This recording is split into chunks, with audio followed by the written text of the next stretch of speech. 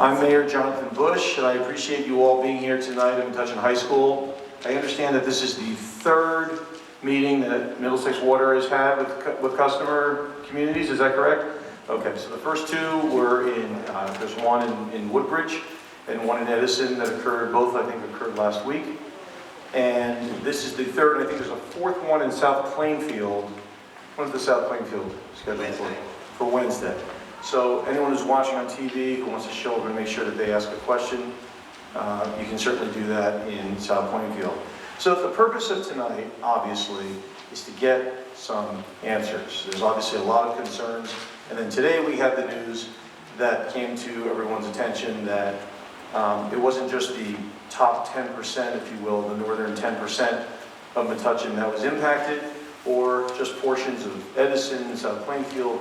Woodbridge was in fact the entire town, the entire customer base that's impacted by this new standard. And so I know that I've been speaking with Middlesex Water, with the DEP, with the other mayors to come up with some understanding as to what has happened and how we got here. The whole purpose of tonight is for people to ask as many questions as they can possibly ask. And so the idea of these cards is to write your questions down. Make sure you write them down, because at the end, we're going to take those cards. I'm going to take those cards and review just to make sure that all the questions were answered. Not that we're suggesting that they won't answer those questions. We just want to make sure that your questions have been answered. There are none that are skipped over, and we're going to get them all answered tonight. Afterward, if any of you have comments, anything else, something you forgot to write down, and you have a question, I've been assured by the representatives of Middlesex Water that they're going to stay around here, and as long as necessary for anyone to speak to them and talk to them about anything. So I'm going to introduce to you Bernadette Solar, who is the Government Affairs Representative. What's your title? I want to be fair, you got to give your actual title. It's Vice President of Corporate Affairs. Vice President of Corporate Affairs. Okay, so Bernadette has worked with us over the years on a number of projects. Those of you who live off Durham Avenue remember how long that was closed. We worked with Bernadette on that. Obviously, we're working with Bernadette on this to get as much information as we can. Bernadette has been the contact with Metuchen over the years, so I'm going to introduce Bernadette Solar, and let's get some questions answered. Thank you.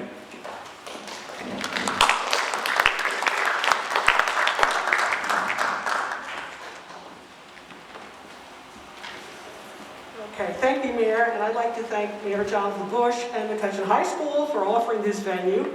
Once again, I'd like to thank all of you for coming out tonight. We're here to tell you what we know and answer your questions as best as we can. Once again, our goal is to hold this meeting in a respectful and productive manner. Middlesex has served this area for 124 years. We continue, as you know well in Metuchen, we continue to invest millions of dollars in our drinking water infrastructure, and that's to ensure reliability and resiliency and service quality. So now we're faced with this Pifoa issue, which we are tackling head on. And we know the letter some of you received has raised questions, and I've shared in the meetings that I too received the letter. So we've been working with the impacted communities to explain the issue, why the notice was sent, and now why the initial notification area has expanded. New Jersey is one of a handful of states that actually regulates this compound. So we want to help you better understand what all this means and where you can find more information, as well as how we are exploring our options to comply with the new standard. So we prepared a presentation to give you some background. We do, and we have collected a lot of cards with great questions. We will answer those questions afterward. And if throughout the presentation you come up with another question, feel free to come up to the stage and just drop it off, and we'll pull it into our stack of questions there. So, and we will be here afterward, as the mayor said, to answer any one-on-one questions that you may have, okay? So now I'd like to introduce our president, chairman, president, and CEO of Middlesex Water, Dennis Dahl, who will make some remarks and provide an overview. Thank you. Thank you, Bernadette. Good evening, everyone. I understand that masks are required to be worn in this building, so I will do my best to articulate. Hopefully you'll be able to hear me well enough. without fogging my glasses. This is the third public meeting, as the mayor indicated, that we've held on this topic. I'm assuming many of you have been viewing the videos of the prior two meetings, which were live streamed, and have seen also some of the press coverage. We do know there continues to be a great deal of concern and confusion about what all of this means to you and to your families. And you obviously want to know what our company is doing about it. We also know from the prior two meetings and from social media, there is a fair amount of anger. There have been questions such as, how did this happen? Why were you not further ahead of it? The recent letter that we sent to customers is understandably alarming, and unfortunately, it's also somewhat vague. Thank you, Brian. Tonight, I don't believe we're going to be able to give you any more answers than we've been able to give in the written communications we provided either in the mail or on our website. Therefore, some of you may be asking, well, then why are we here tonight? Well, the answer is that we want to provide all the opportunities we can for you to ask questions. Maybe there's a question that we haven't seen before or that others have not heard the answers to. So we're happy to do all that we can to ensure that all of your questions and concerns are addressed as honestly and transparently as we're able to respond. So the initial letter that many of you received, and I'll get into that in a second, it was comprehensive, but I believe all parties involved who had any say in that letter agree that in some respects it's also vague. And the public is asking our company to tell them what it means. Our company is trying hard to put all of the information in perspective, but we will not be able to give you all the answers and the complete peace of mind you're looking for. And in the end, you'll need to make a judgment either on your own or in consultation with your healthcare provider regarding the impact of this issue on your health and on the health of your families. So in terms of the format this evening, as we've done in the prior two public meetings, we'll take you through a brief slide presentation, and then we'll take your questions, which you've indicated on the index cards. And as we've seen from the prior two public meetings, many individuals understandably want to vent their frustrations verbally. We found that the high level of emotional anxiety in many of those exchanges has made it more difficult to keep us all focused on the science and on the facts. So we will not be answering any questions that may be shouted from the audience. So we do ask that you be respectful to your friends and your neighbors in the audience. But we will try to answer all your questions honestly and transparently. So with that, I would like to introduce a few more people from our team at Middlesex Water. First is Bob Fulliger. Bob is our Vice President of Operations.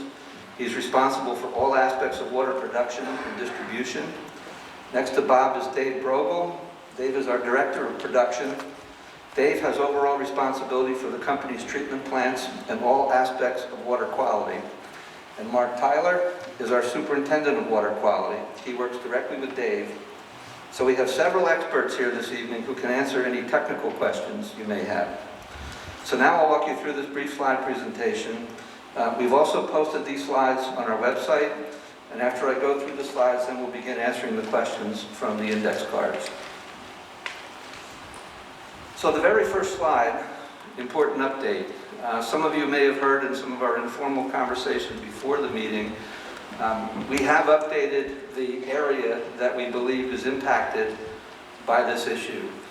It is very difficult with more than 750 miles of distribution pipeline to know exactly how much of water which is generated from the Park Avenue treatment plant is reaching various portions of our distribution system. But the hydraulic models, and there are several of them, which have been managed by engineers over the past several weeks, have ultimately concluded that we can't say with complete certainty that no portion of the water that has any level of PFOA in it is not making its way to the outer reaches of our distribution system. But they are quite confident that the only area affected is our service area north of the Raritan River, and possibly even further north than that. But to be on the conservative side, we're identifying the potentially affected area as our entire distribution system north of the Raritan River. So I'm going to read this briefly for those who may not be able to see it. We are expanding what was the initial notification area of customers served by this facility in South Plainfield to include what we call our entire retail service area north of the Rabbit River. This includes Middlesex Water Company retail customers, and by retail it basically means if you pay your water bill to Middlesex. In the towns of South Plainfield, Edison, Metuchen, Woodbridge, and Clark, with the addition of Carteret. Carteret was not initially included in the notification. So based on this continuous analysis and the updates to the inputs and the assumptions of these complex hydraulic models, we've expanded this notification area based on those conclusions. Our distribution system, as I indicated, is large, and it is an integrated network where different sources of water move in different areas of the distribution network throughout any day, depending on overall customer demands and uses.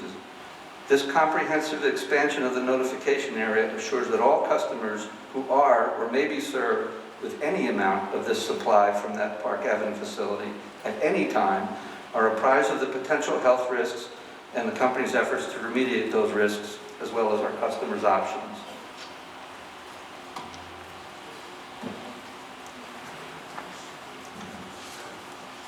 So as Bernadette indicated, we've been serving Eastern Middlesex County for 124 years, since 1897. We do take full responsibility for providing safe, high-quality water to all of our customers. You know, some people have asked me over the course of my career about being in the water industry, and my answer, frankly, is that we're not really in the water industry, we're in the public health industry, because public health is clearly job number one in our company and in from any water purveyor. And we do continually invest in our drinking water infrastructure. When new regulations are established, we take steps to modify our operations and to comply with any new regulations. That's what's happened, and that's what we're actually doing here. So what are PFAS? Just to give you the high-level overview of the science, per and polyfluoroalkyl substances, collectively referred to as PFAS, they're a group of manufactured chemicals that have been used in industry and consumer products since the 1940s. And because of they have many useful properties. Perfluorooctanone, Pifoa, and Pfas are two of the most widely used and studied chemicals in the PFAS group, and there are hundreds of them. One common characteristic of concern of PFAS is that many break down very slowly and can build up in people, animals, and the environment over time. So according to the U.S. Environmental Protection Agency, most people have been exposed to some types of PFAS, such as Pifoa and Pfas. So these are just some common products where PFAS can be found. Packaging, food packaging, popcorn bags. It had been in firefighting foam, Gore-Tex and clothing, Teflon pans, Scotchgard. These are all commonly used products in all of our lives that typically contain some amount of PFAS. And this is just a little bit more extensive list to show you, again, food packaging, household products, firefighting foam, manufacturing and production facilities. They can be found in food if fish are caught from water contaminated by PFAS, dairy products from livestock, and in personal care products. It can be in shampoos, in dental floss, cosmetics, soil and water near waste sites, and yes, in the drinking water. What is commonly understood by the scientists, and we've got, again, people here who can answer the more technical questions, what's commonly understood is the most harmful aspect of PFAS in the environment is when it's ingested. And certainly drinking water is, of this long list here, is one way that PFAS can be ingested.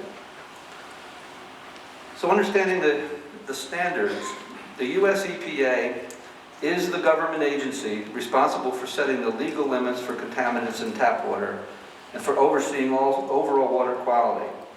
We have in bold here, currently EPA has no federal drinking water standard for PFAS compounds. There's no regulation currently in effect relative to PFAS by the US government. Now we do believe they will be promulgating regulations in the coming years, and there's a lot of work going on in Washington at EPA to make that happen, but it is not yet regulated. The New Jersey Safe Drinking Water Act, adopted by the New Jersey legislature, directed the New Jersey DEP to develop and adopt drinking water standards for contaminants of concern in New Jersey, including contaminants that do not have EPA drinking water standards. And we use the acronym MCLs, which stands for Maximum Contaminant Levels. So the EPA has established what's called a Lifetime Health Advisory.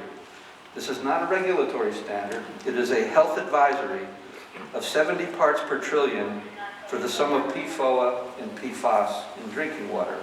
So that's the guideline that all water purveyors have been following relative to United States guidelines, but again, not yet any regulation. And we don't know the level at which those regulations may be set by the US government as of yet, but that is the health advisory guideline that we've all been managing to. So about PFOA. PFOA is the most common of these compounds, and it's been detected in drinking water sources across the country.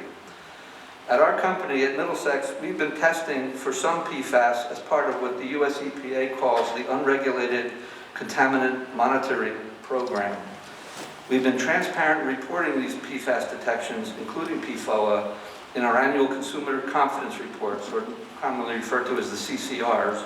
We've been reporting those results since 2008. New Jersey set an enforceable limit for PFOA in 2020.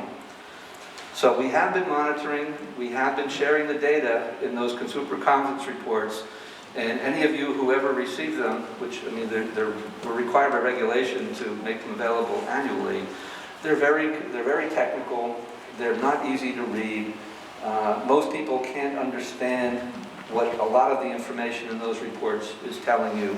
So it's perfectly understandable that there has not been any widespread focus on this issue by anyone in our customer base since 2008. Of course, we get a question here and there once in a while, but we've only been monitoring, and there has been no regulation.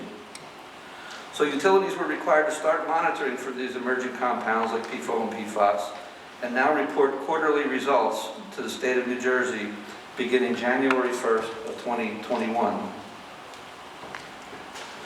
So as indicated in the upper left-hand corner, you can see what the US EPA Lifetime Drinking Water Voluntary Health Advisory has been at 70 parts per trillion.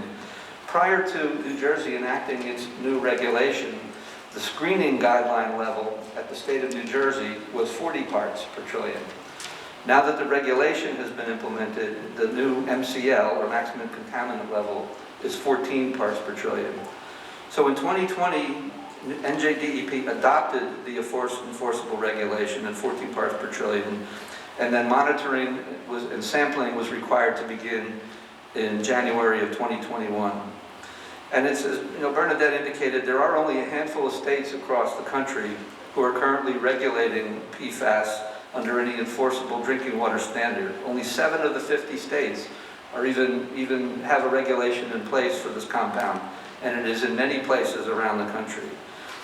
New Jersey's regulation is one of the most stringent in the company, and the new regulation is lower than the current recommended guidance set forth by the US EPA.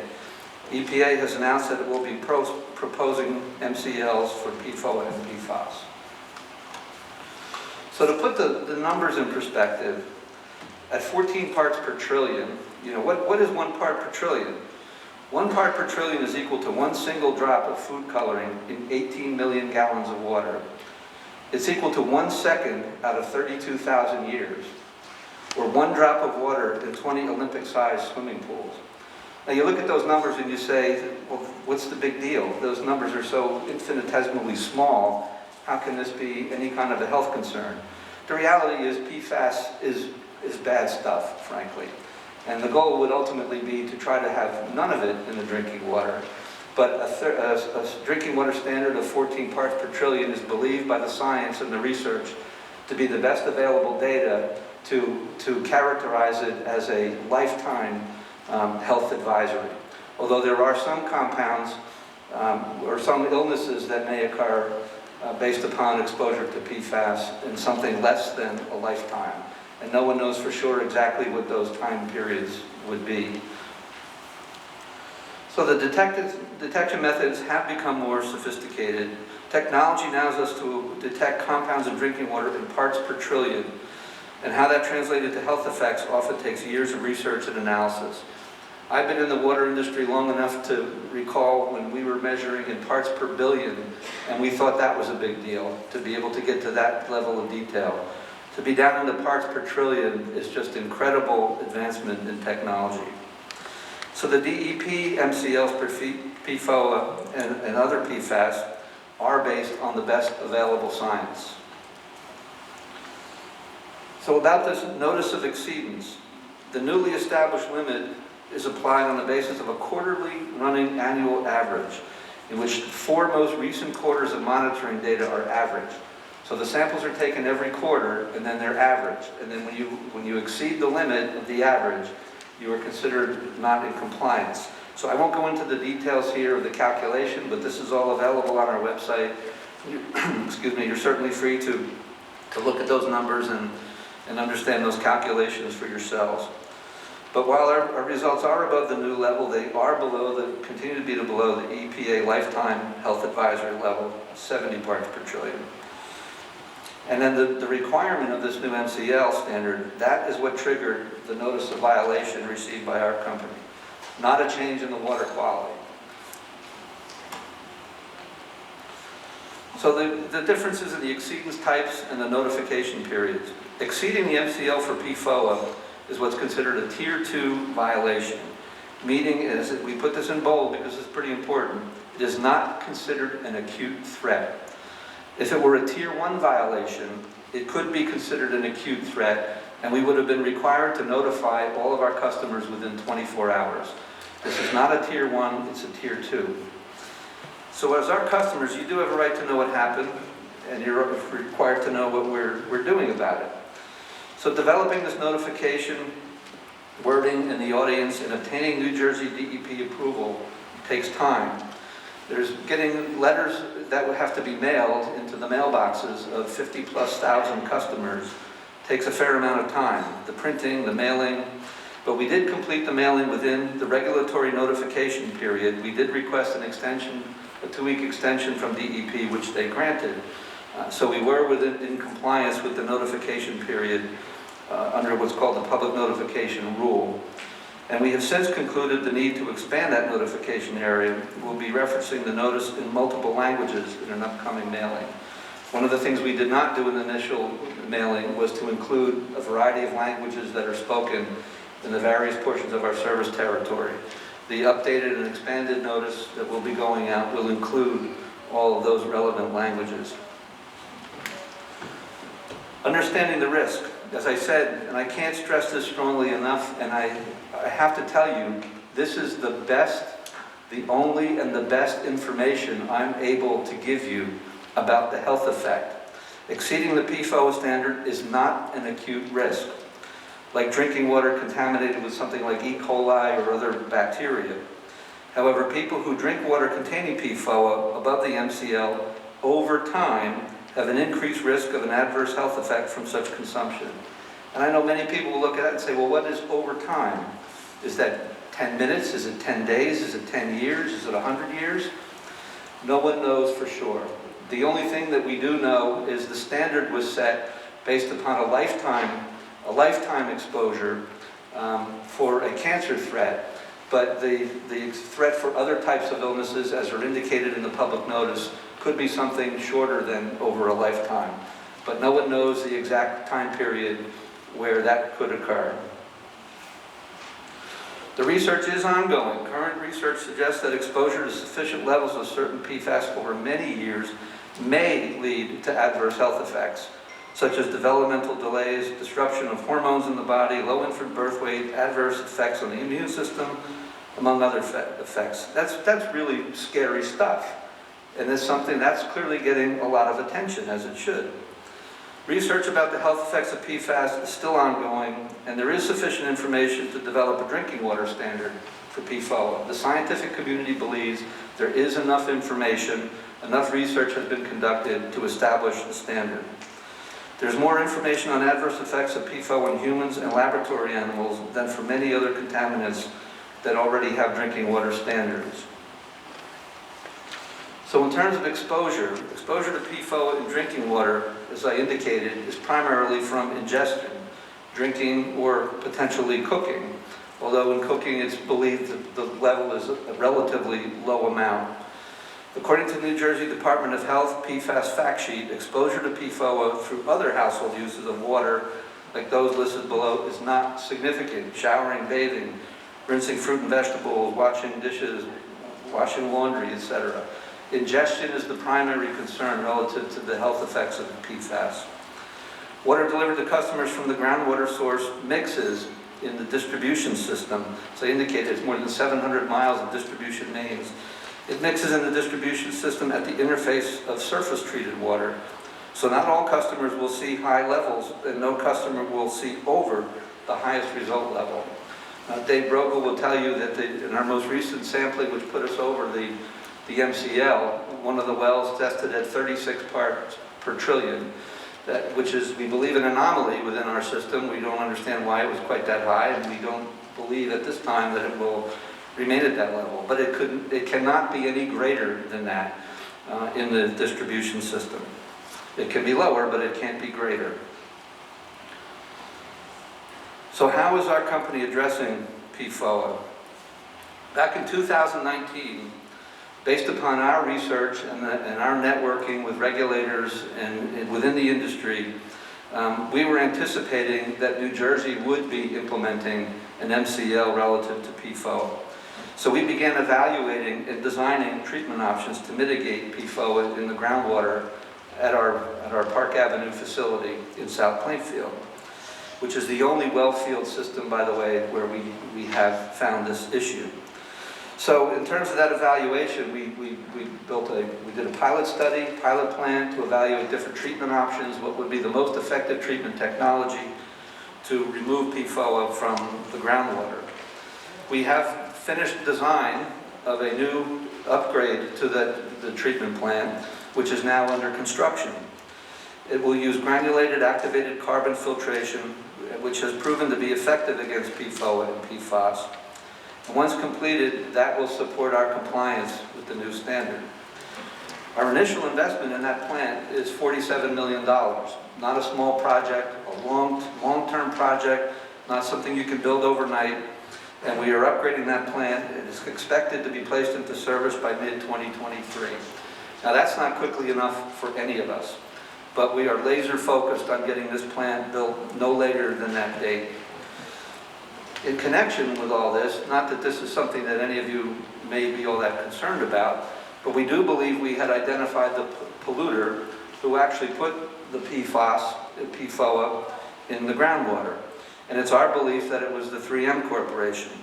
So back in 2019, we filed a lawsuit in the U.S. District Court for the District of New Jersey against 3M Corporation to recover any and all remediation costs associated with the cleanup of the groundwater, including the cost of the plant upgrades that we have to make.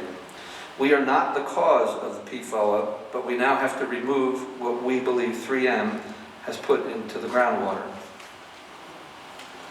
So what can you do as customers?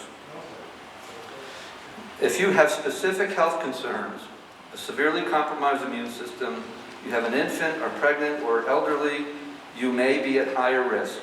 So seek advice from your healthcare providers about the notice. I know that's not comforting language for anyone. And I expect, as I've heard other examples already, if you go and ask your healthcare provider what you should do, they're not necessarily going to have clear answers for you. Again, this is all relatively new. The New Jersey Department of Health advises that infant formula and other beverages for infants, such as juice, should be prepared with bottled water when PFOA is elevated in the drinking water. Pregnant, nursing, and women considering having children may choose to use bottled water for drinking and cooking to reduce exposure to PFOA. You can consider installing an in-home water treatment system, filters that are certified to lower the levels of PFAS in your water. And there are only certain types of filters that effectively remove PFAS. And you should get to know more about your water quality by reading our annual water quality reports. And whatever aspects of those reports you may not understand, you can certainly feel free to reach out to our company to try to get more answers. So we encourage you to visit the website. We have a lot of materials on the website relative to this issue. We're happy to provide whatever additional resources we can. This is not a simple problem, as I said, for our regulators or for our company, and we are working diligently to get to a solution as soon as we possibly can. We continue to evaluate alternatives.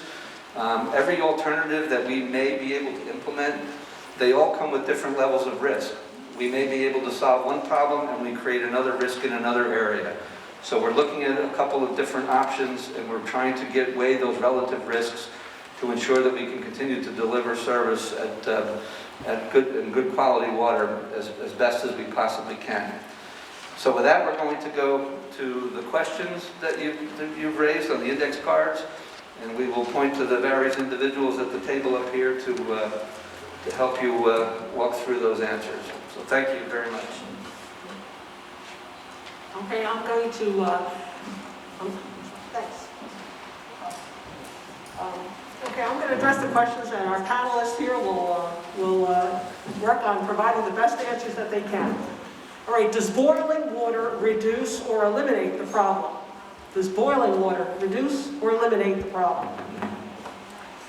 Yes, boiling water does not eliminate the problem. So you don't want to boil your water for the PFOA. Okay, have you identified the sources of PFAS compounds? And if so, are actions being taken to contain or remediate the source? Well, as I indicated, we believe the source is the 3M company, and first of all, as I indicated too, the level shouldn't be any higher than what we've already seen in our sampling. We don't, and I don't want to speak for Dave, Dave is the technical expert, but we don't believe the problem is getting worse. We believe it's stable, but that's something we have to continue to monitor over time. Are PFAS compounds present in only selected sources, wells, or system-wide? The compounds are found widely in the environment, so it could be any, and it's probably in all sources at certain levels. Can the PFOAs be absorbed through the skin, making bathing dangerous? We've been told it's the ingestion that's most harmful, so it does not get absorbed readily through the skin, so it's the ingestion part that you want to avoid if you're immunocompromised or have small children or pregnant. Why will it take until 2023 to build a new filtration system? I guess in this case, a new plant. Why will it take until 2023 to build that system? Well, it's a large construction program, and it's a large plant. I mean, Bob, maybe you could describe what's involved with the plant. Well, Where do you go, Bob? well, I can answer that too. You have to design the plant. There are 3 different types of treatments you can use for this chemical. So we have to decide what's the best treatment based on your water quality. So we had to look at that, and we also have to have the system designed. And then the system and the design has to be approved by DEP, New Jersey Department of Environmental Protection. And then once that's done, you have to start getting the permits. So you need permits to build this new plant. And then once you get all the permits, then you can go to construction. So you need to go find a contractor that can put that out. It just takes time. There's a lot of steps involved. And then once you get them ready to construct it, it takes time. So we believe that by mid-2023, the construction will be complete and the plant will be online. This is a large plant, so it's designed for 12 million gallons a day. So that's a lot of water. So we have 40.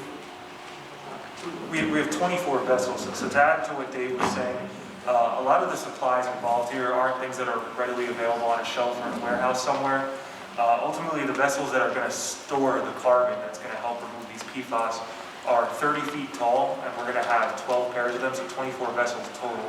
There's a lot of work involved in fabricating these vessels, getting them on site, plumbed in, getting a building that can house them, right? Because we can't keep these outdoor and have pipes freezing. So, it's certainly a large lift to do such a large-scale treatment upgrade like this. Okay, how do you know for sure that the levels cannot be any higher? What are your sampling protocols for PFOA, and how often do you collect samples?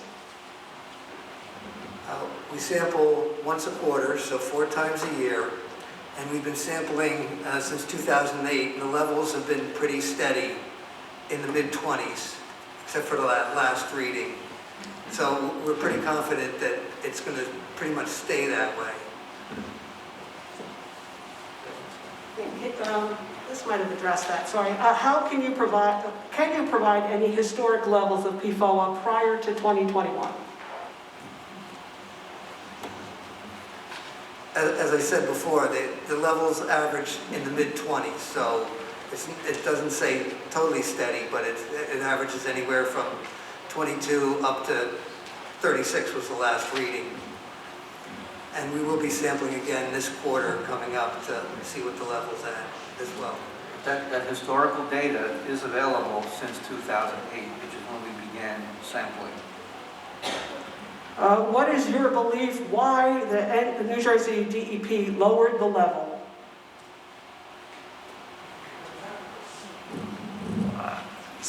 There's a framework here that's established to help us monitor for contaminants that might potentially present health risks. So as Dennis had mentioned, this EPA has the unregulated contaminant monitoring rule, and they'll roll out a slew of compounds. So one of the monitoring programs from 2008 included these PFOS compounds. As the science developed and we realized that there was a potential health risk, the state has their own advisory group called the Drinking Water Quality Institute. They came together, they found that they had a strong enough case to make a maximum contaminant level recommendation based on the available science. And they went through the legislative process by the state to establish a state maximum contaminant level. Obviously, it looks like EPA is going to follow suit ultimately, based on the best available science, and issue their own MCL shortly, we've been advised. When will someone from the DEP be available for questions, and what is their best contact? Okay, when will someone from the New Jersey Department of Environmental Protection be available for questions, and what is their best contact? I don't know about their best contact, but there's information on the DEP website as to where you can go to get information. Why are you not issuing credits toward filters? We've been asked that question a number of times. We've been asked, why are we not providing filters in customers' homes? Why are we not providing bottled water? Our response to that is, as is indicated in the slides and is indicated in all of the scientific research, this issue is not an acute health threat. If it were an acute health threat, where there's an immediate emergency situation, we would be doing anything and everything we can to further protect our customers. But for the fact that it is not an acute health threat, we are not providing filters or bottled water. Does boiling the water concentrate the PFOA? Yes, it most likely will concentrate, so that's why they tell you not to boil the water for the PFOA. Now that you know that there is an issue, shouldn't you test more frequently than once a quarter?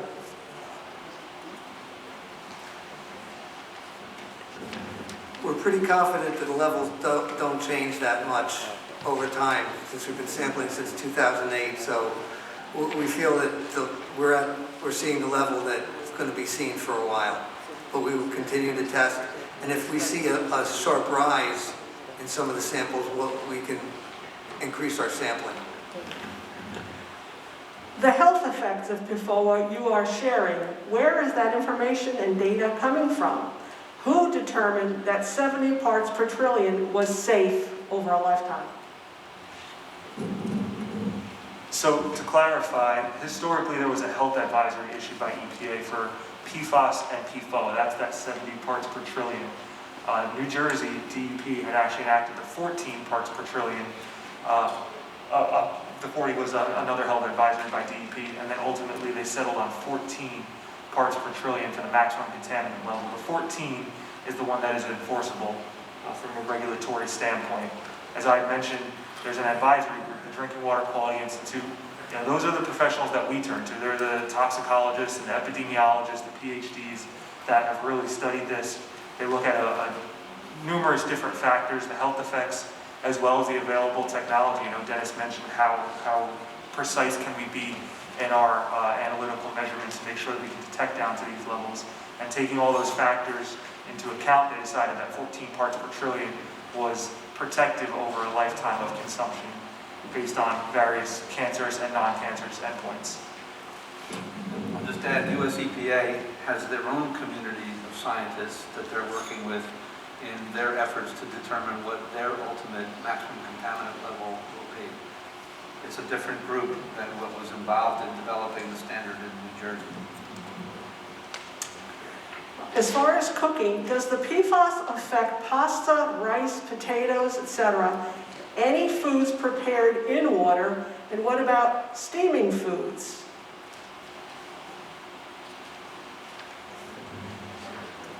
It's believed that is minimal. As long as, if you're ingesting the water, that's where you get your maximum contact with it. So washing vegetables and cooking with, as long as the water is not the main ingredient.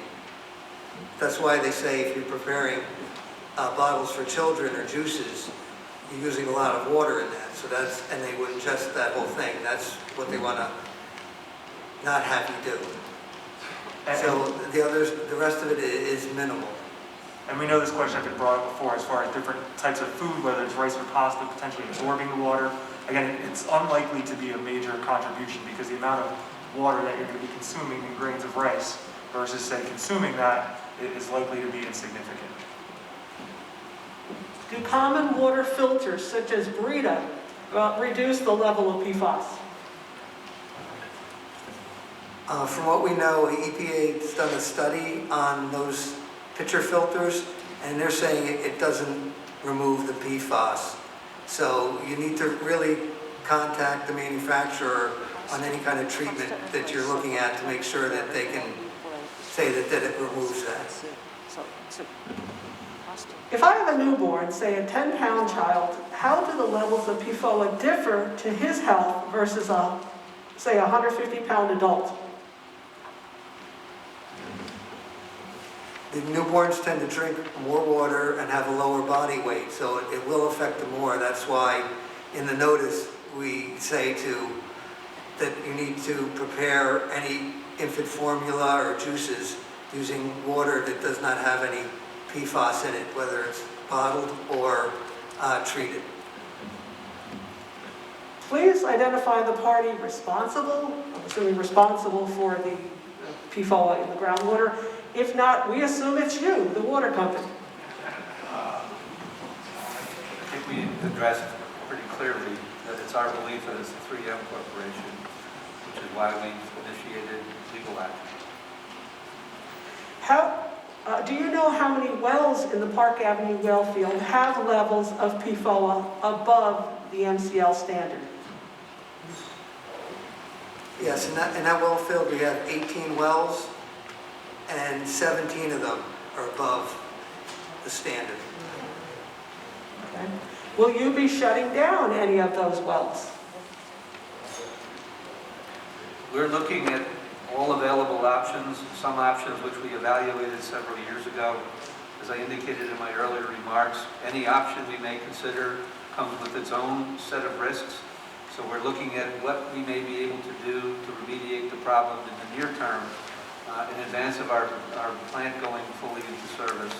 But the risks are significant across the various options, and we're actually weighing those options as we speak, but we have no conclusion that we can share with you this evening. Do you have any recommendation as to the efficacy of a homeowner installing a home treatment device, especially reverse osmosis or under the sink carbon?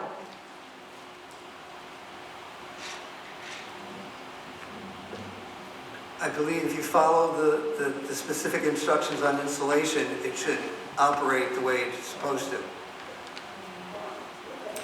So long as these systems are NSF approved. That's been the recommendation. EPA, NSF have links available that will indicate the products are certified for removal. Generally speaking, though, yes, reverse osmosis and granular activated carbon are two approved treatment technologies. Now, last question. The question was, do you have any recommendations as to the efficacy of a homeowner installing a home treatment, reverse osmosis, or under sink carbon device to remove PFOA? Is there a preferred, I guess, is there a preferred device?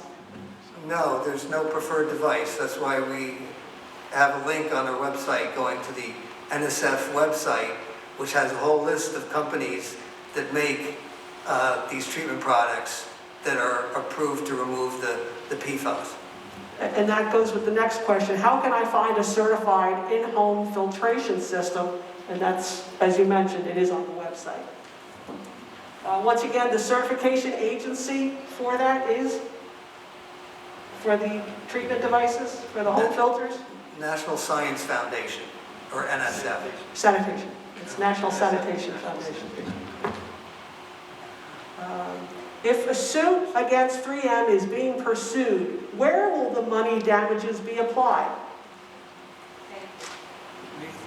We are committed, first of all, we're working our way through the litigation process, and I can't go into any details about the status of the case, but I can tell you it's pretty far along. Anything that we're able to get out of a settlement, I mean, we may fully litigate it, we don't know. We're hopeful that we can settle with a reasonable outcome. We will be applying everything we can against the cost of the upgrade to that treatment plant, which means it all goes for the benefit of our customers. It will go to no one other than the benefit of the customer. When did planning process begin for this new treatment plant? You say the numbers were running at about 20 since 2008. You had to have known that you would be out of compliance a while ago. The answer is we would not have known. We did not know at what level the state of New Jersey would implement a maximum contaminant level. Nonetheless, we knew there was going to be some standard, which is why we started the process of the pilot plant, the treatment options, to see at what levels we would be able to treat for PFAS. But in the end, we were not aware of what the ultimate regulation was going to be until it was made public. Where can I see all the measured results, not just an annual summary? I'm assuming that question is asking the results relative to the samples that were taken since 2008. If that's the question, it's all available in those consumer confidence reports. When will the situation be rectified? Our target is no later than mid-2023, June of 2023. I think we already addressed, does contaminated water affect the skin? No, it's not readily absorbed through the skin, so the concern here is ingestion. So any other contact with it is minimal. Are there temporary treatment options before that granulated activated carbon filtration comes online in mid-2023? Are there any other temporary treatment options? The issue is establishing treatment for such a large quantity of water. So the reality is that we've looked at the options, and it doesn't seem like there's any sort of temporary treatment that could be established that wouldn't pose other risks. As we mentioned, having to put it in some weather-resistant housing, right? Building a building around these large vessels, it's a challenge. So it doesn't appear to be anything currently that could handle the 10+ million gallons that the well field produces. There are no near-term treatment options, but as I indicated previously, we are evaluating other options to be able to move water around from different sources. But again, it's a large distribution system. You have to balance the chemistry across different sources of supply. Not that there are all that many of them, but we are looking at options that would not include treating the current plant. You recommend using bottled water, but levels of PFOA have been found in bottled water. Is this still recommended? It's not a recommendation that our company is qualified to make. To the extent that PFOA or PFAS is in bottled water is something the individual consumer needs to weigh relative to whatever regulatory requirements those producers have in terms of selling and distributing their products. How do you know that it's the fault of 3M? And what did they do that contaminated the water? Bob? Well, the way we can tell it's 3M is because these chemicals leave, it's almost like a fingerprint on the human being. So, a marker, thank you, Dave, that's what they call it, it's a marker. So we know it's not just that it's 3M's product. As far as who put it there, that we don't know. Are there any other water sources near the maximum threshold for PFOA? I'm not quite sure what we mean by sources, but I mean, there are other community water systems throughout New Jersey which are dealing with this identical issue. They're all municipal systems. We believe we're the only investor-owned system that crosses multiple municipalities, but there are a number of other municipal systems who are dealing with this identical issue as we speak, and they're having meetings just like this, and they've got confused and angry constituents just like we have. So we're not alone in this in the state of New Jersey. There are a number of systems that are struggling with complying with the new regulations. What can you do to speed up the construction for that new plant? And are you taking those steps? Yes, we meet with the construction has already started, and we're having regular meetings with our contractors. Where we can expedite, we are, but I'll give you an example from the meeting last week. We just learned that the electrical switchgear that needs to be installed is a 40-week lead time. So we order it today, it takes 40 weeks before it gets here.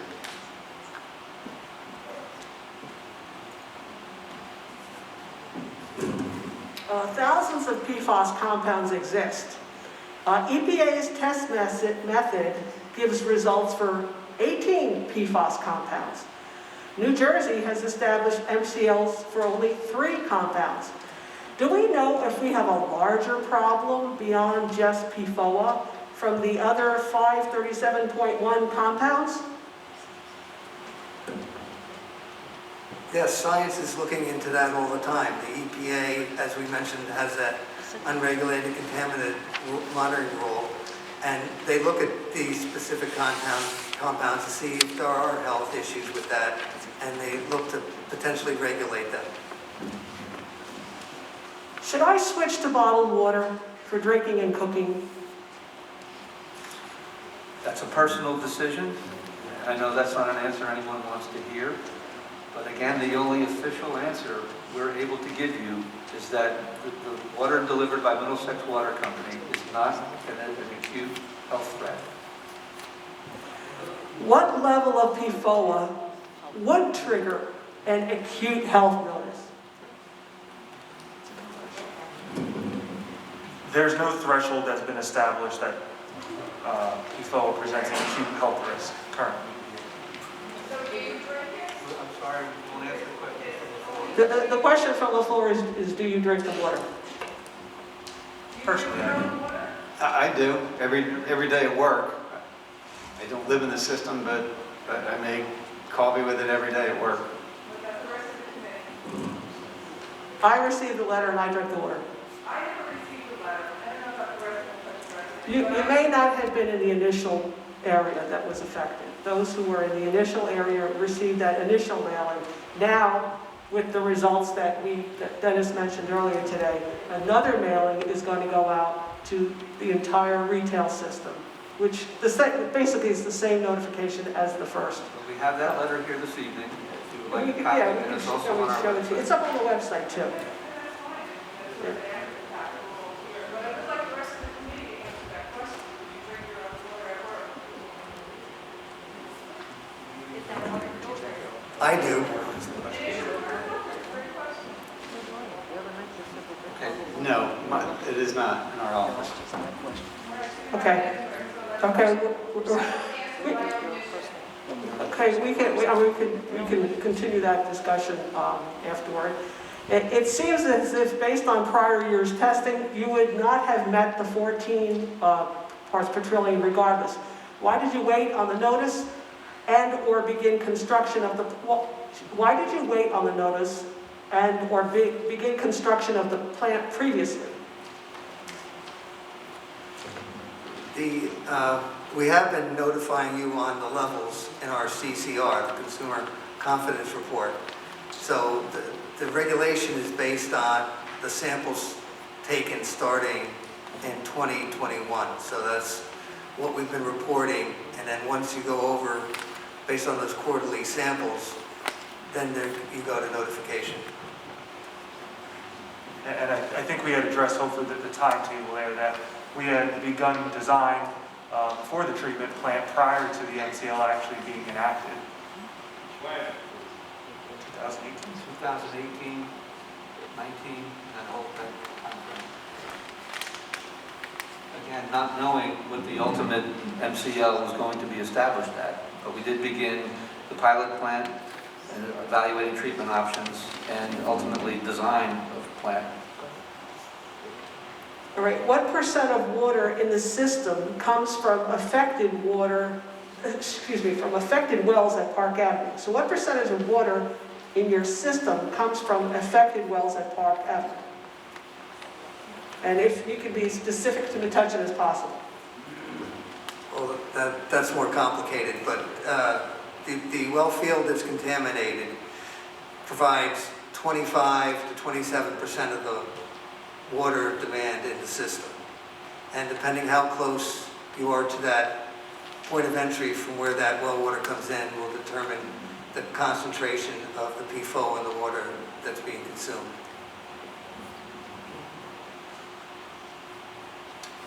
We talked about why won't the new plant be online until 2023? When was the 14 parts per trillion MCL set to be effective in 2021? When was that 14 parts per trillion MCL established to be effective in 2021? So that was established in 2020. That monitoring would begin in the first quarter of 2021. Is bottled water checked for PFOS? I believe the bottled beverage industry is regulated by the FDA. We're experts in water treatment, and the regulations is covered by DEP, not the FDA, so we have to check with the bottled water provider on their frequency of sampling. Based on your sampling history, do you anticipate the running annual average will increase, decrease, or stay the same? As I said earlier, based on sampling that we've done since 2008, we believe that it's going to stay pretty steady, and that's in the mid-20s.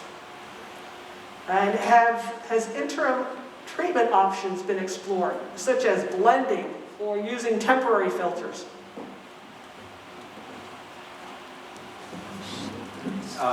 Blending is not something that we're really is practical. We would have to run probably a couple miles of a pipe, and this wouldn't be small pipe. What was the other part? It was blending and what? I think we covered the temporary treatment aspect of it as well. Yes, that would be the point of use devices in the house. Where do you take your samples from? Is it each well? Is it each treatment plant? Is it throughout the distribution system? Per the regulation, you need to sample at what they call the point of entry, and that's like POE. And so all the wells come into a central area, and then it is pumped out into the distribution system. So just as it enters the distribution system is where you sample.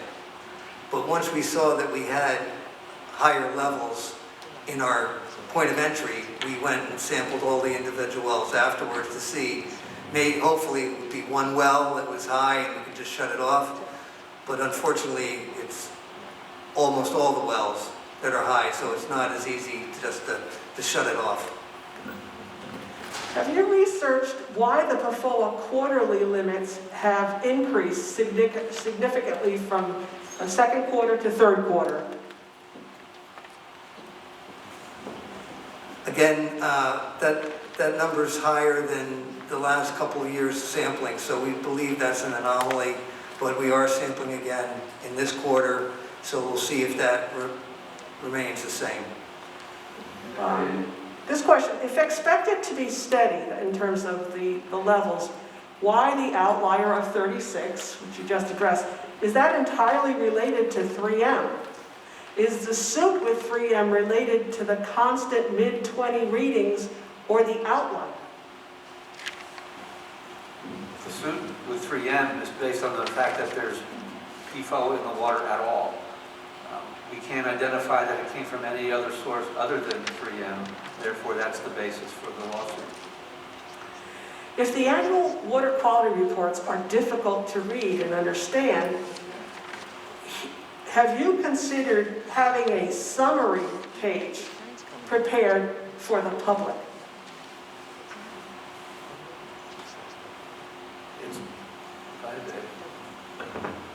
There are strict regulations on how you do your consumer confidence report, but we can take that suggestion and look and see how we can make it easier to read.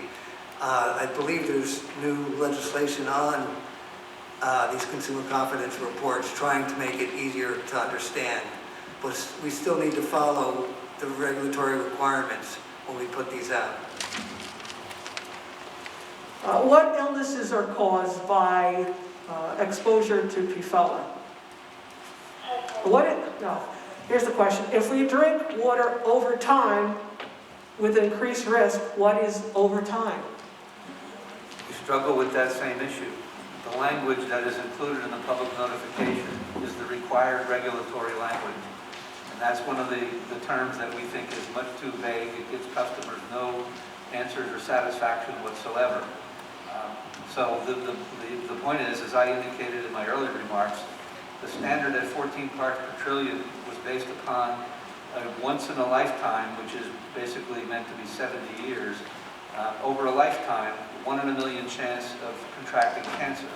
But the other illnesses that are referenced in the public notification, such as the impact on kidneys, blood serum, cholesterol levels, and a variety of others, there is no research that supports if and when those illnesses may emerge. It could be a month, a year, 20 years, 100 years. There's no definition behind when those items may occur. Right, these two questions are kind of similar. One is 3M continuing to pollute? And do we know if 3M is remediating their site? If they are the source, what are they doing about it? And what is DEP doing about it to oversee site remediation? Well, it's in the groundwater, so it's not a site per se. As Bob indicated earlier, it could have been put into the groundwater by some manufacturer who's using the 3M product. We don't know who those manufacturers could have been, so it may not be 3M who put it in the water. But we do know it with a fair amount of certainty that it is their product, and that's the basis on which we filed our lawsuit. And we can say that PFAS and PFOA have been phased out, the use of them. Why didn't you do something in the first or second quarters when you saw the high PFAS numbers? Why did you wait for 3 quarters? Well, I guess the question is wait for what? Our plant upgrade has been in design and into construction in 2021. So we were not sitting still just waiting for the sampling protocols to be required. We kept moving forward with our upgrades. You still need an extension though, right? I'm sorry, sir, I couldn't do that. You still needed an extension before sending out the notice? We requested a 2-week extension under the regulation relative to when the notice was required, yes. But we did ultimately comply with DEP's requirements. What is the benefit of PFOA at a safe level in our water system? there is no benefit to any PFOA in the water. I understand that there is litigation associated with this contamination. Is Middlesex Water Company a party to that litigation? And if so, if Middlesex receives recovery, how will that recovery help customers? We have the good fortune of being the only party to that litigation. There are many, many entities who are involved in a class action lawsuit against 3M on this very issue in other parts of the country. We were successful in being able to stay out of the class action suit, and we stand alone, which gives us, we believe, a higher standing relative to a more favorable outcome. As I indicated earlier, whatever we're able to get out of a settlement will be first applied to any and all costs incurred relative to the upgrade of that plant. But it's much too early, not much too early, but it's too early to know if and when we will be able to settle and at what amount. Has the company considered borrowing against any potential recovery to gain additional capital to speed up construction on remediation or treatment solutions? The challenge is not in raising capital. Our company is solid relative to the debt and equity markets, and so we're able to raise the capital we need, thankfully, especially in this low interest rate environment, to construct the upgrades necessary to remediate the problem. So this is really we're now talking about project management, as Bob described. As any of you may be familiar with project management practices, there's design, there's a very detailed project plan that includes all aspects of construction. And there's electrical, there's plumbing, there's, Mark described these enormous vessels that will contain the carbon. It's just a major project, and every aspect of the project is being managed to a low level of detail, which is why we're confident that we'll be able to meet that June 2023 target date. Absolutely, we will work very hard and we will push to accelerate that timeline, but construction being what it is, it will be time consuming. When you say treatment is effective against PFOA, what does that mean? It means that you can reduce the level, it means that you can reduce the levels of the PFOA by using the treatments that we mentioned, the granular activated carbon and reverse osmosis. And there's also one more, ion exchange, that can be used. So when they say it's effective, that means you can lower the levels to acceptable levels. And mostly non-detect, but as long as that's why we ask you to go talk to your physician to see if, specifically to you, that there may be an increased chance of something happening to you. Are customers who live in homes near the pumping stations at any higher risk than those further down the pipeline?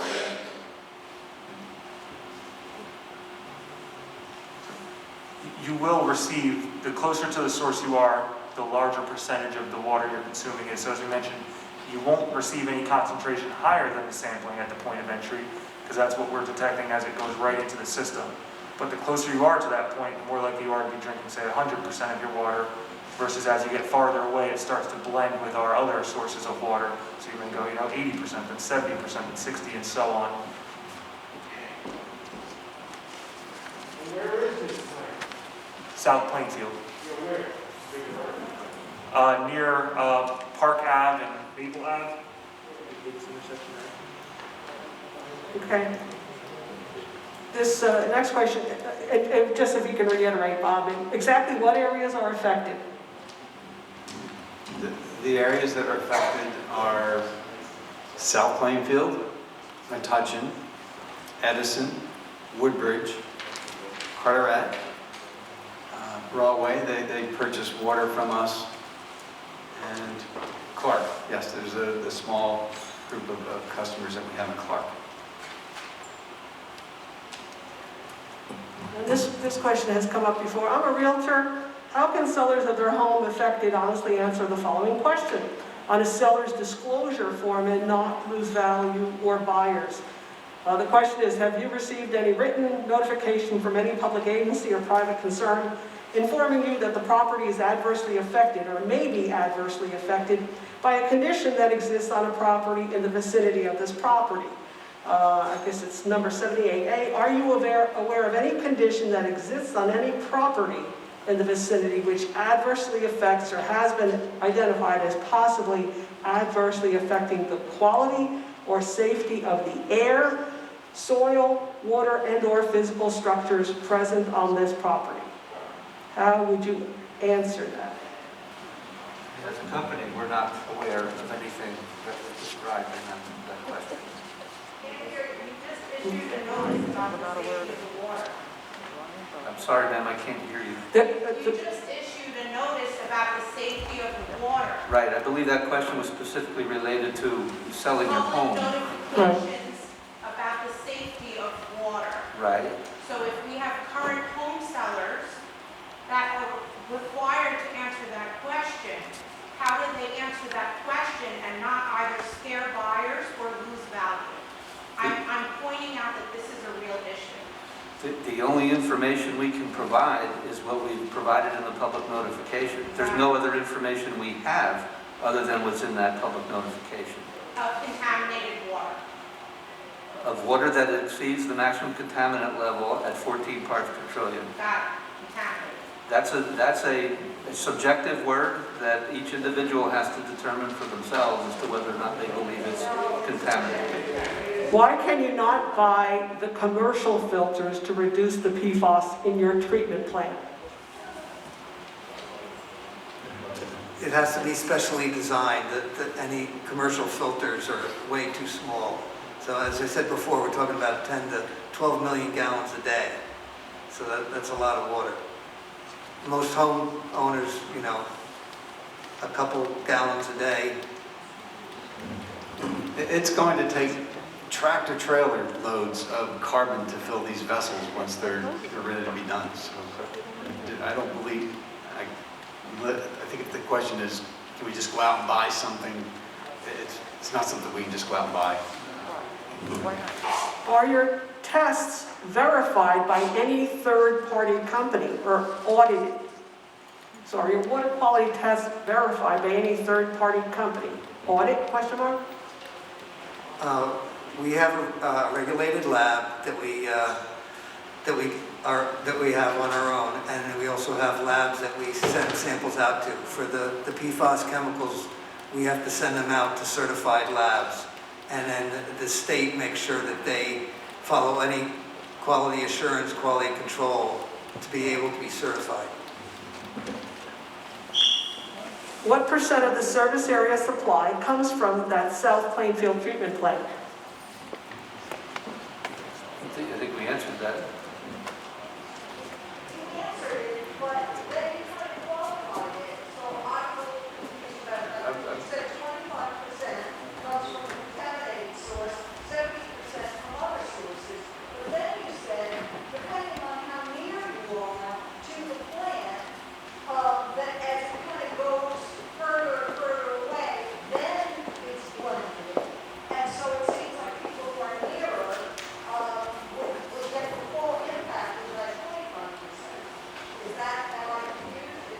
Is that true? No, that is correct. So it only supplies 25% of the water, but it's affecting more people because we're notifying the people that could have any amount of that. So that's why we're doing the wide notification, because there's a potential that you had some of that water at some time, even though it's only 20% as it spreads out through our distribution system.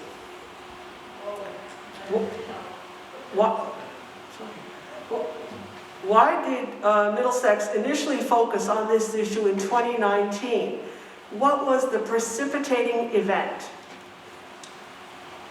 I described in my earlier comments, we were focused on it before then in anticipation of a regulation being established by either US EPA and or New Jersey at some point in the future.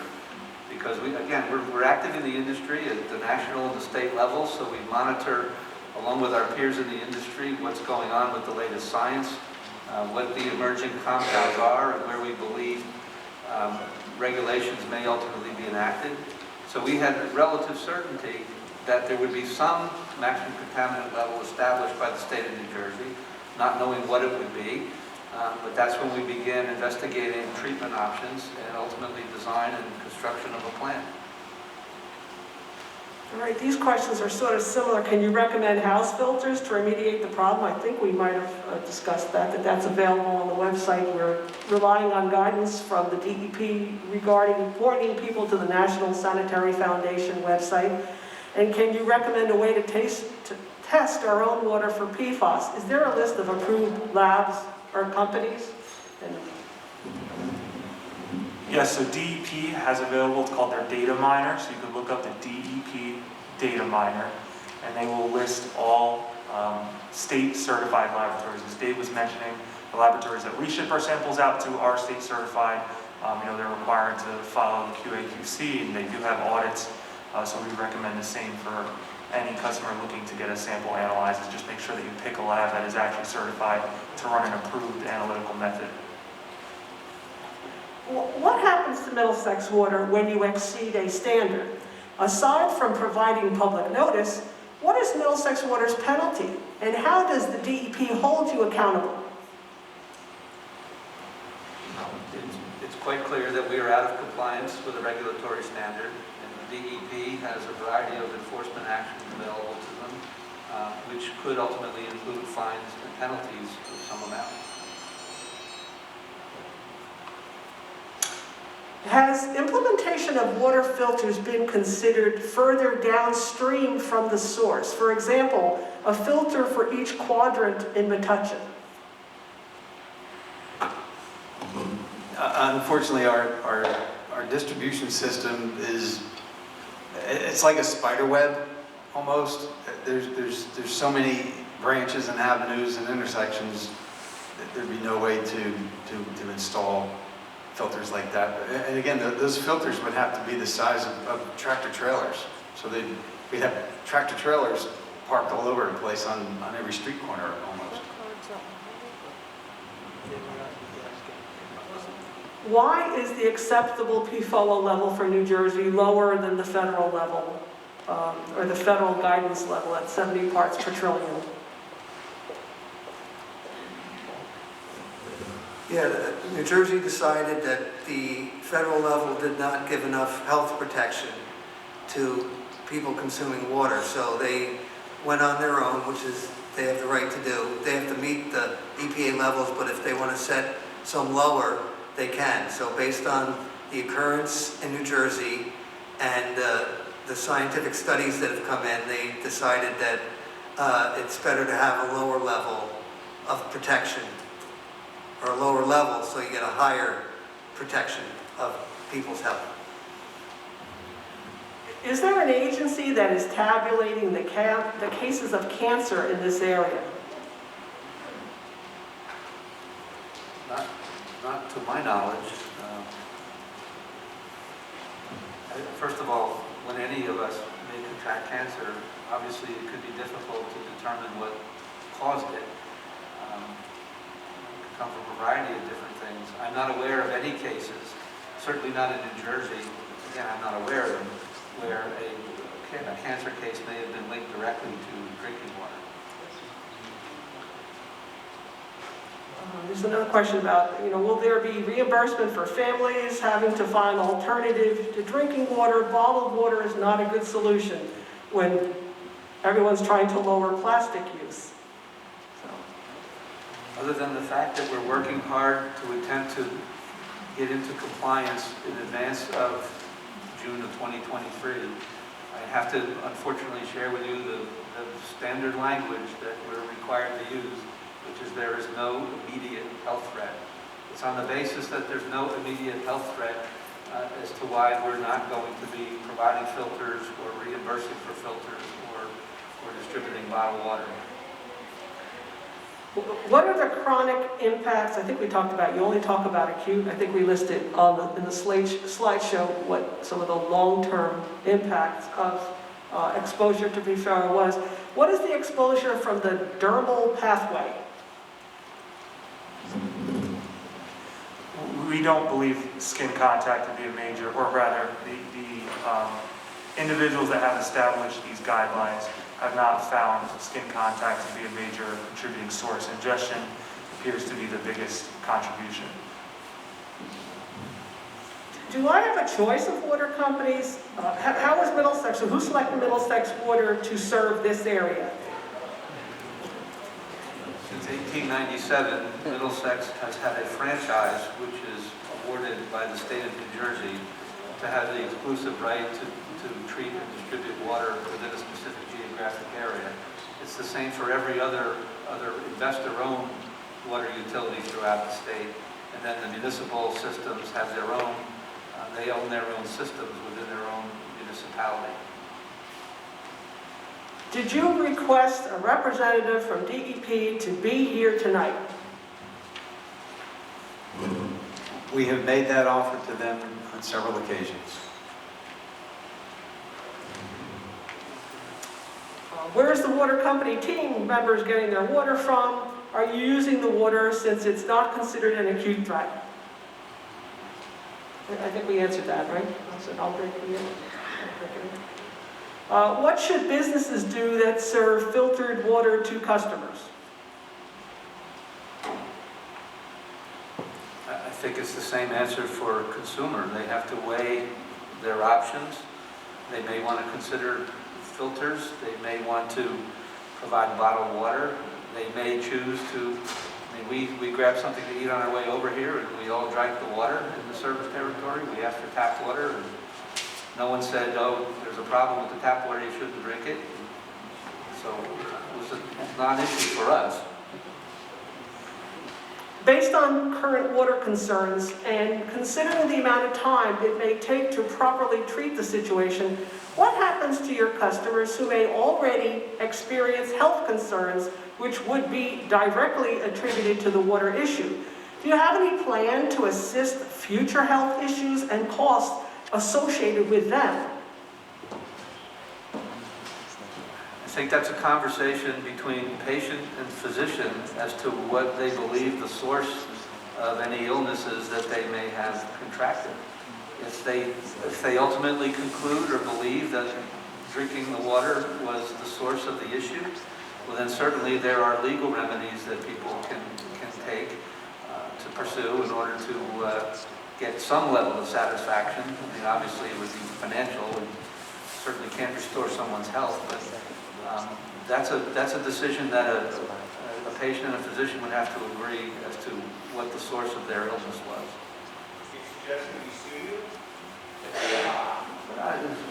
Of course not. Listen, anybody can sue for any reason. If you believe you've been harmed, if you believe you have damages, then certainly you are entitled to file suit, and the company would defend itself as it sees appropriate. But of course, I'm not going to suggest that you sue us. What are the safety risks that you refer to with blending water from other companies? What are the safety risks that you refer to with blending water from other companies? What are the risks? So the risks that we referred to before have to do with being able to supply enough water. We would essentially take, it's like a math equation basically, so we're going to take anywhere from 8 to 12 million gallons a day out of the equation if we were to shut that well field down. We have to make sure we can get that 8 to 12 million gallons a day from somewhere else, and that we can actually deliver it to the customers' homes. When will you know that? We're working on it. We are running various scenarios in our hydraulic models. When did you start running those models? We can't make any commitments with respect to any potential outcome. It's an extraordinarily complicated process. We are looking at any and all opportunities, and we can't commit that we will even be able to implement any particular solution. So I indicated earlier, to the extent that there are any options available to us, they all come with their own risks. Risk that certain customers could be out of service during an emergency. Risk that we wouldn't have enough water to fight a fire. There's all kinds of things that can happen. So we're not in a position to commit to any solution at all at any time soon, other than we can tell you we are working feverishly on trying to determine if there is a solution that we can implement. We can get bottled water for eating and cooking and drinking, but what about showering? And I think we said that showering is not a significant impact from this.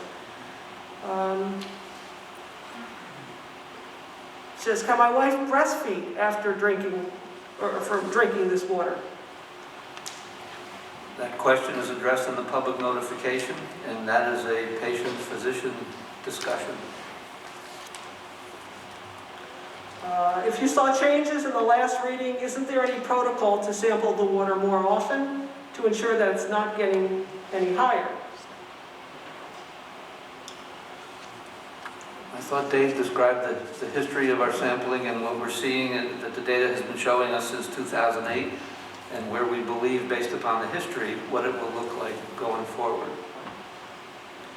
Should youth in sports that drink up to a gallon of water a day not drink that amount? Should they use bottled water? If they drink that much every day, does it build up in the body as opposed to someone that maybe just drinks a couple of glasses a day?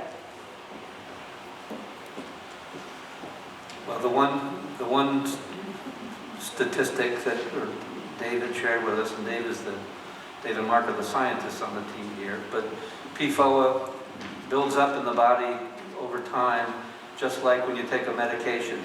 You have to take it for a period of time before it reaches a certain level of efficacy, and then if you stop taking it over time, it starts to diminish in your body.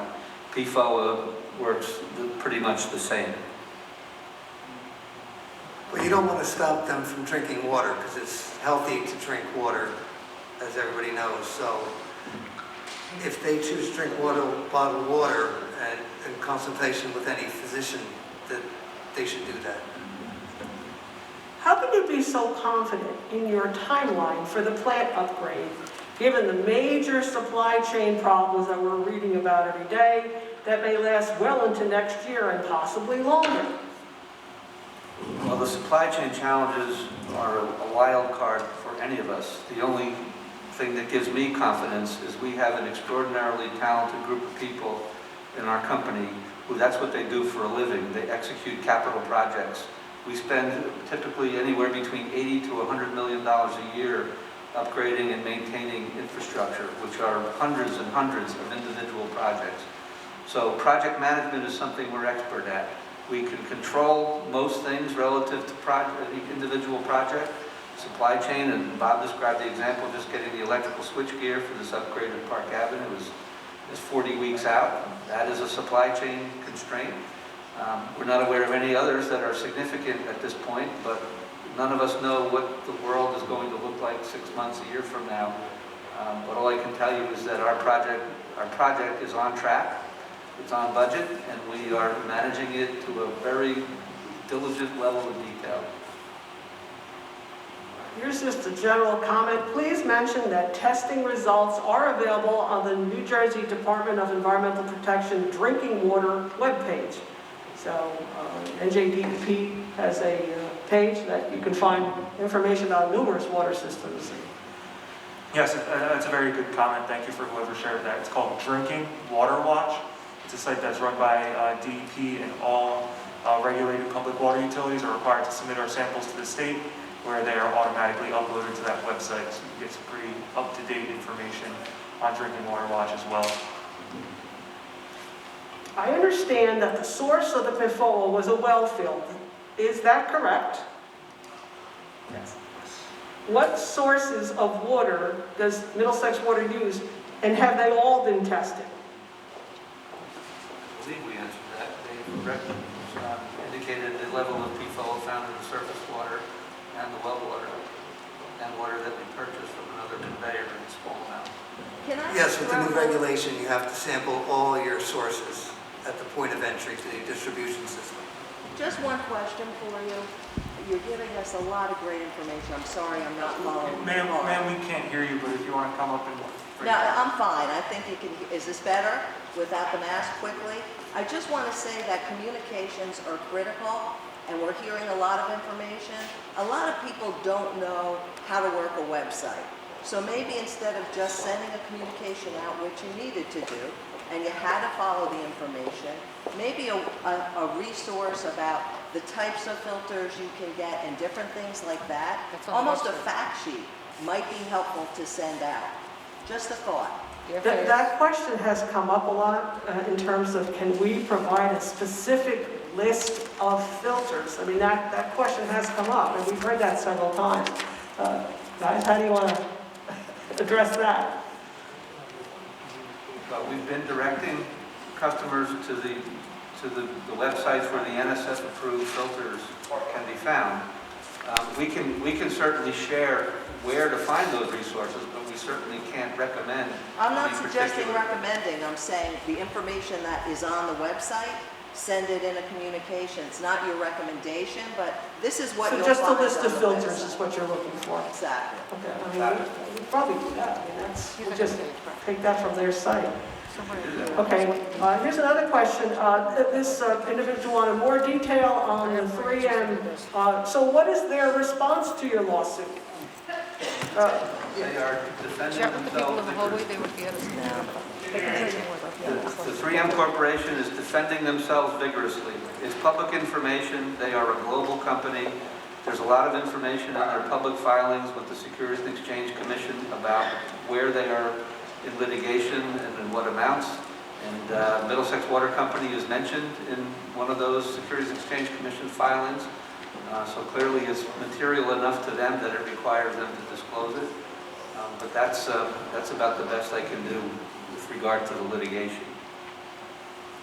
This is actually, we appreciate these sessions for the feedback, because this is a good suggestion that, important, mailings should not be in envelopes that are so similar to the, say like the service line insurance solicitation that gets thrown out. Because we have heard people say, you know what, I think I did see that, but I threw it out thinking it was a solicitation. I do appreciate that suggestion, because yeah, I mean, we sent out 29,000 letters it was, and some people said, oh, I didn't think it was important. So I appreciate that, and we're going to address that in the next mailing. We'll make sure there's something on it so that people know they shouldn't throw it out. So thank you for that.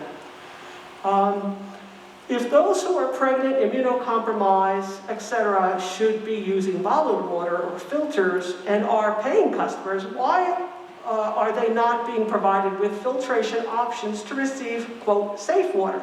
This is a health threat for those who are more sensitive people, like you've mentioned. Not a health threat for healthy individuals, I understand. I think you addressed this question like 6 times already. I know. There's- I'm sorry, you know what? But then we'll get accused that we didn't read the question. Also, would you So- mind just taking some questions from the people who are still here or here? I know, there's lots of questions you haven't read, including mine, but Yeah, okay, maybe well, next time if you wait until after the presentation to get the questions, it won't be so repetitive. using the phrase contamination is subjective. It's insulting to the public when your notice provided tonight at the door says, right in the first sentence, in September 2021, Middlesex was notified that a regulated contaminant, PFOA, was detected. How would you like to address this? And are you going to correct the statement that contamination is subjective?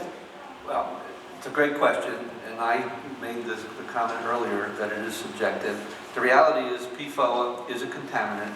The reality is it is in the water. So yes, regardless of what low level it may be, even if it's under the maximum contaminant level as required by the regulation, you can still make the statement that it's contaminated. There are degrees of contamination, and obviously 14 parts per trillion has been concluded to be the level at which it is considered a potential acute health risk. If we can't trust the water delivered to our home, then what are our choices for eating, drinking, cooking, cleaning, and showering? Don't know how to answer that one. Dave?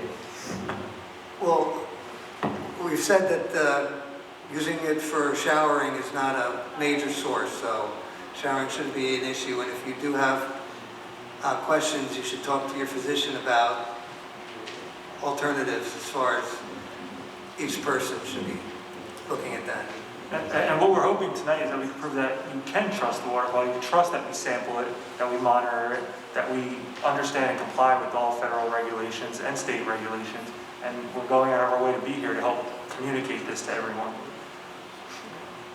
Okay, this question relates to the ownership structure of Middlesex Water Company. Are you subject to the Open Public Records Act? What are employees' compensation? Is that publicly available? And how are Middlesex's residential rates set? So that's a loaded question. So, As I indicated earlier, we are not a municipal or government-owned water system. We are an investor-owned system. There are a number of investor-owned systems across New Jersey and across the country. We are not subject to Open Public Records Act requirement. We're a private company. In addition to being private, we're also a publicly traded company. We're traded on the NASDAQ stock exchange. So there is a lot of information regarding our company filed with the Securities and Exchange Commission and in other places. We are also, as it relates to customers' rates, we are subject to the jurisdiction of the New Jersey Board of Public Utilities. They regulate all the investor-owned utilities, including electric, gas, water, telecom. So we fall into that group. Our rates are set by the New Jersey Board of Public Utilities based upon an excruciatingly detailed regulatory process. It's basically a full-blown court proceeding where we present evidence, we provide witnesses, we have testimony before a judge, cross-examination, we have interveners. It's a lengthy process that can take up to 9 months to complete, and every dollar we spend on our capital program and in our compensation and our other operating and maintenance expenses are all scrutinized not only by the Board of Public Utilities staff, but by the Division of Rate Counsel, who is commonly known as the consumer advocate in New Jersey. So it's a very rigorous, very detailed process, and it's a very public process. okay, if Metuchen receives 25% of its water from this well field, how do you know the other 75 is safe? Could these two sources be additive, thereby giving us a higher concentration at our homes? No, it actually works the other way. It dilutes out, so as you blend them, the higher number is going to come down and the lower number is going to come up. Well, by the time you talked get about- here, what is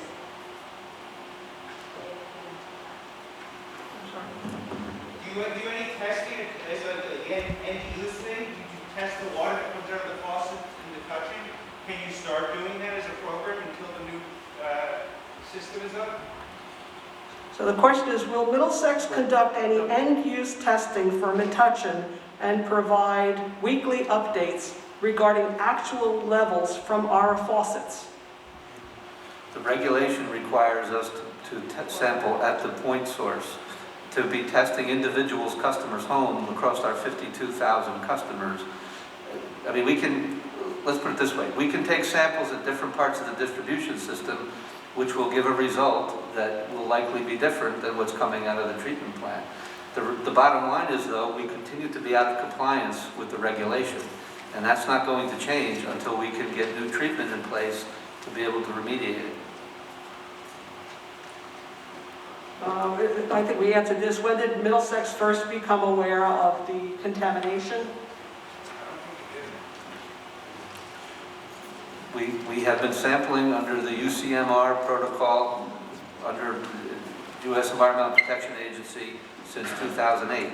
When we actually became aware that there was PFOA in the water, I don't know the answer to that, but not sampling prior to 2008. It certainly could have been there prior to 2008, but we would not have known because we weren't sampling prior to that date. The question is, when did you become aware?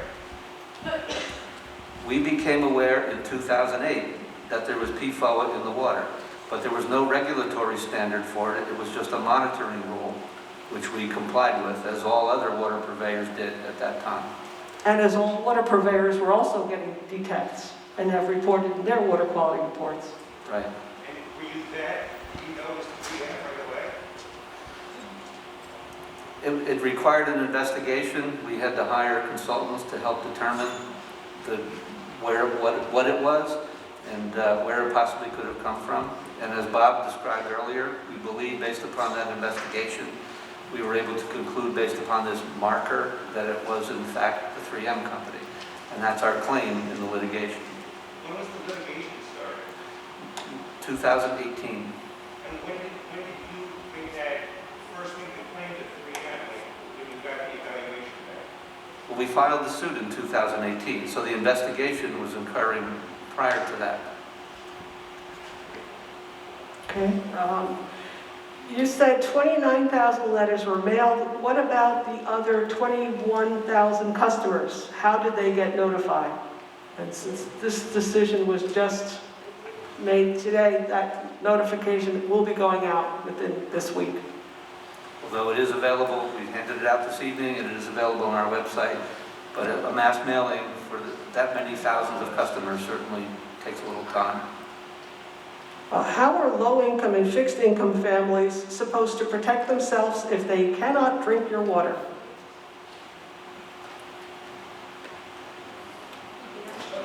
All we can say, as I've said a number of times, it is our company's belief that, and as is indicated in the required regulatory language, that this is not an acute health threat. Yeah, but it's not acute in the short term, and maybe it is in the long term. I'm sorry, ma'am, I can't hear you. The definition of acute is short-term, right? I mean, Meaning it is, the health effects are believed to be long-term, not a short-term, not an acute threat. and the plant will be online within 2023. You don't know what Babies, children should do an alternative drinking. That's about low-income and single mothers that can't afford to go out and buy water, or senior citizens on fixed income. They can't buy the water for their immune system, or they're sick. That's what the question. That's what the question was. I wasn't clear enough. I wanted to get the question out there. You said it's not acute. I understand acute.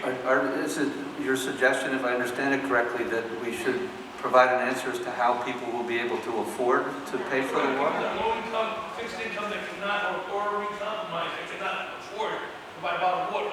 If I have a luxury, I can afford bottled water. But sometimes, I deal with homeless people or people with low-income people, they cannot. And it's acute is relative. Right? It's acute. You didn't want to say contaminated water. I understand that. But now you're saying acute, what is accept acute? How? You're absolutely right. It's ambiguous. It's, as I indicated in my earlier comments, because of the fact that this is not an acute health threat, that's the basis on which our company is not providing filters or bottled water.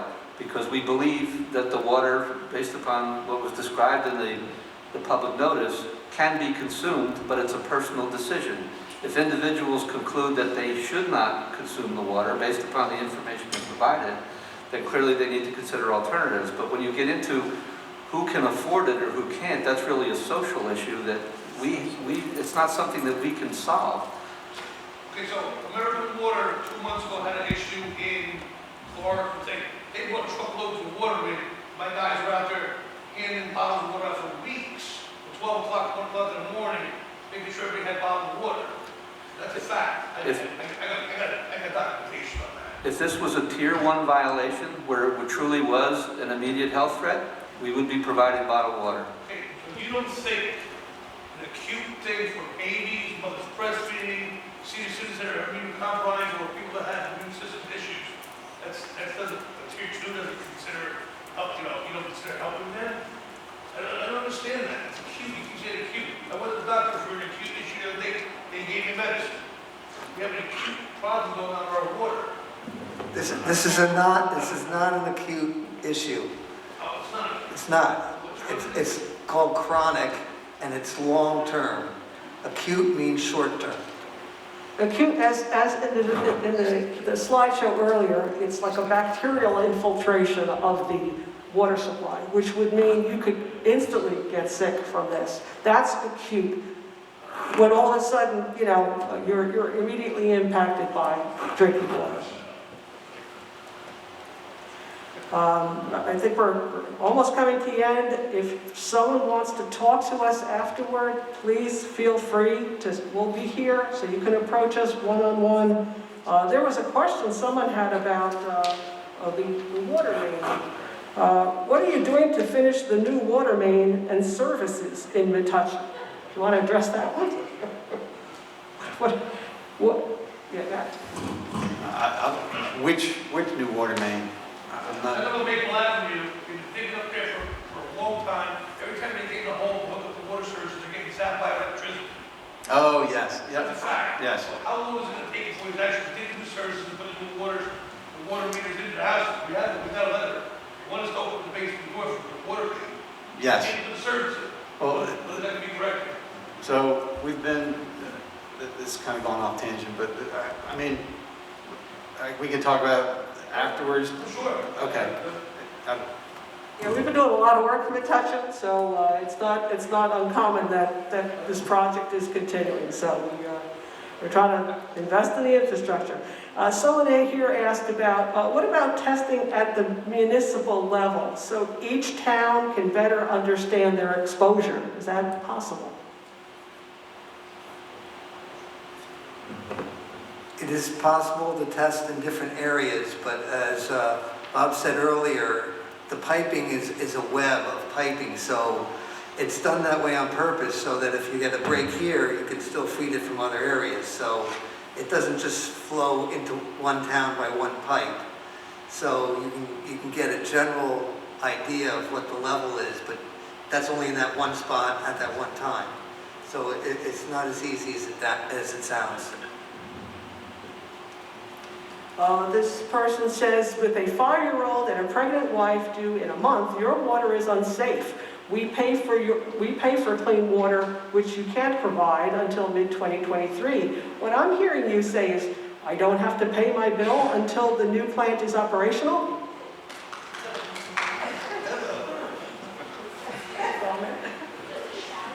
I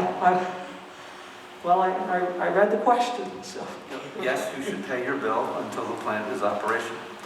I can't say it enough, and I know you don't want to hear it, but it is our claim that this, and as is indicated in the regulatory language, this is not an acute health threat. Absolutely, people can conclude based upon that language that the water is unsafe. That's a personal judgment you need to make, but it is not an acute health threat. That's why it's recommended that you talk to your physician if you feel that it may be more of a threat to you personally. This panel at the Colonia meeting referred to this chemical as a forever chemical. Right. We can watch it. So when we talk about a chronic issue of drinking or using this water to cook for our families since, who knows, at least 2008, how can you not hear the fear and concern we have that this is a bigger issue? It is not acute, but we're talking chronic, and it's a forever chemical. It builds in our systems. It does not break down. That is from your own panel of Colonia. We can watch that. You said. It doesn't break down in the environment, but it does break down in your body. In the body. What is the... It's a 2.5-year half-life. 2.5 year half. So 2.5 years, half of it will break down. Correct. I think that information is also available on the DEP website, the half-life, and there's a lot of information out there, and there's tons of information out there, and everyone has different opinions on it, so we can only refer to who's establishing our guidance, which is the DEP. A couple other questions. Will this appear or adhere to house pipes, and does it adhere or does it show up in the pipes in the street? Does this contaminant adhere to pipes in the street or in house pipes?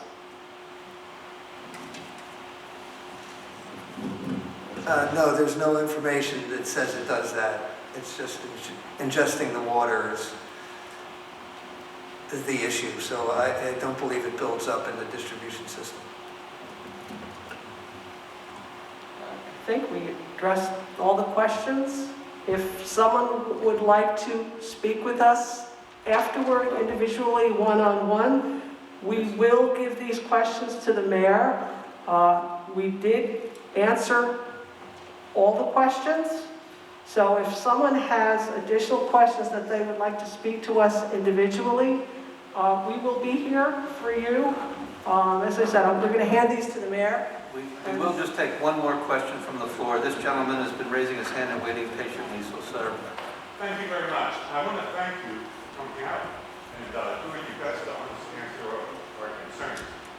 However, there are at least two, maybe others minor, but I think important points that you may have misunderstood the question. One of them has to do with the fact that, yes, you get data from a certified lab. Not all certified lab data is valid. There are independent third-party data validators who you should hire to look at your data to confirm that it's indeed valid in conformance with EPA test methods.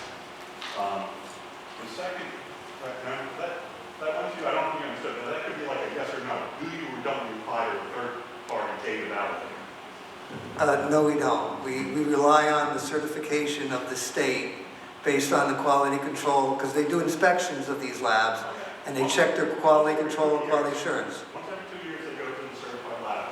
I've been in the business for decades, and I highly recommend you do not trust the fact that it's a certified lab. Everyone that's in the business says I'm certified, but there's a lot of bad data once it goes to third-party data validators. And if you're in a lawsuit, it will protect you. So that's Thank you for that suggestion. the second issue, I think, misunderstood, has to do with the fact that there are a huge number of PFAS compounds. The EPA test method that's used routinely tests for 18 of them. That's method 537.1. There's another 11 compounds that are routinely tested by EPA test method 533. So it's a total of 29 compounds. Now, I'm sure you only want to talk about one problem. You don't want to admit you have more problems. But I think it would be foolish for you to correct one problem if you don't know if the other 28 compounds are in compliance. So that was a major of my request before. I don't know if you were aware of that. Have you looked at all the data? I know there's not standards for each but 3. But if there's high levels than the other ones, I would hope you would make sure that they're applicable to the treatment system at the same time. Yes, we have looked at them, and the Pifoa is the highest of all those. But the treatment options we looked at all these other chemicals to make sure that whatever treatment option we chose would remove those as well in case they were regulated in the future. So that's another reason why it took a little longer to come up with the design and the treatment options. There are many things that what EPA characterizes as emerging constituents. And there are a number of things that they expect that they will be regulating at some point in the future. The challenge we have is any individual water purveyor doesn't have the ability to do the research and development relative to any particular compound. So we basically do it as an industry. We work with the American Water Works Association, we work with the Water Research Foundation. So on a national level and an international level, frankly, as an industry, we look at where we believe regulation is going, and that's what helps us determine where we should focus our efforts and our investments. So when things become regulated, or when we start really focusing on a level of treatment relative to any individual compound, we're generally doing it as an industry, not as a one-off basis by an individual water provider. Thank you very much. Yes, sir. One more question from the floor. You indicated that the potential exposure is kind of relative to a distance of where you are from the South Plainfield wells. My question is, for example, here in Metuchen, what is like a reasonable estimate of the exposure knowing distance from South Plainfield and distance from your surface water sources? Is there some kind of estimate per distance and quantity that a Metuchen resident would get a better understanding of their exposure? I think the only explanation we can give is, I believe was partially addressed earlier, that the further out you go from the source, the more it blends with other water sources and become less prevalent. We're sampling at the source, which is what the regulation requires. We're not sampling at individual customers' homes or businesses, so we don't know with any kind of certainty how, in effect, diluted it becomes and how far it goes out. But common sense and logic would tell you that north of the Raritan River, if you took the Casby section of Woodbridge, which is at the southernmost tip of the border of north of the Raritan River, common sense and logic would tell you that it's a relatively low level there. Common sense would also tell you the closer you are to the plant, the higher it is. But we have no data that would tell us where in between those 2 points it may become more diluted. Yeah, I just want to know the distance that Metuchen represents from the surface water to South Plainfield, like where equidistant or 75-25 or something like that. I don't know if we can. You're getting some dilution. You're not, most of Metuchen is not getting the full strength of what's coming out of Park Avenue, because you're far enough down the line, but we don't know exactly what that is. I understand. You know specifics. I just didn't know if you were 25, 75, 50, Right. somewhere. Metuchen could be above the maximum contaminant level. It could be below the maximum contaminant level. We don't know, but the regulation required to notice everyone under an assumption that you may be above the MCL. No, I understand. I'm just back from your distance comment, that somehow affects your Right.